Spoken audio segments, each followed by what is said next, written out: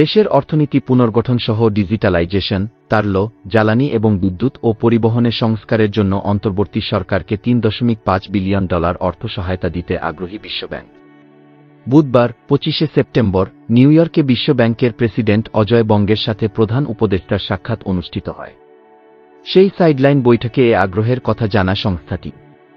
প্রধান উপদেষ্টার press wing জানান, নিউ ইয়র্কে জাতিসংঘ সদর দপ্তরে জাতিসংঘ সাধারণ পরিষদের সাইডলাইনে প্রধান উপদেষ্টার সঙ্গে এক বৈঠকে বিশ্বব্যাংকের প্রেসিডেন্ট এ সমর্থনের ঘোষণা দেন।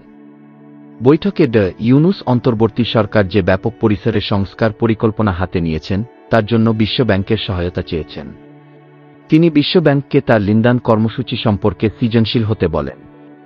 সেই সাথে তিনি এটিকে দেশ পুনর্গঠনের সবচেয়ে বড় সুযোগ বলেও উল্লেখ করেন।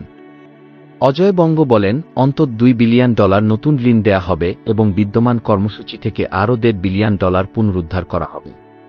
উল্লেখ্য, বিশ্বব্যাংকের প্রেসিডেন্ট দক্ষিণ এশিয়ায় জ্বালানি খাতের সহযোগিতা এবং নেপাল ও ভুটানে উৎপাদিত হাইড্রো এনার্জি কিভাবে ভারত ও বাংলাদেশের মতো প্রতিবেশীদের দ্বারা ভাগ করা যায় সে বিষয়ে আলোচনা করেন। বৈঠকে উপস্থিত ছিলেন জ্বালানি ও বিদ্যুৎ উপদেষ্টা মুহাম্মদ ফাউজুল কবির খান।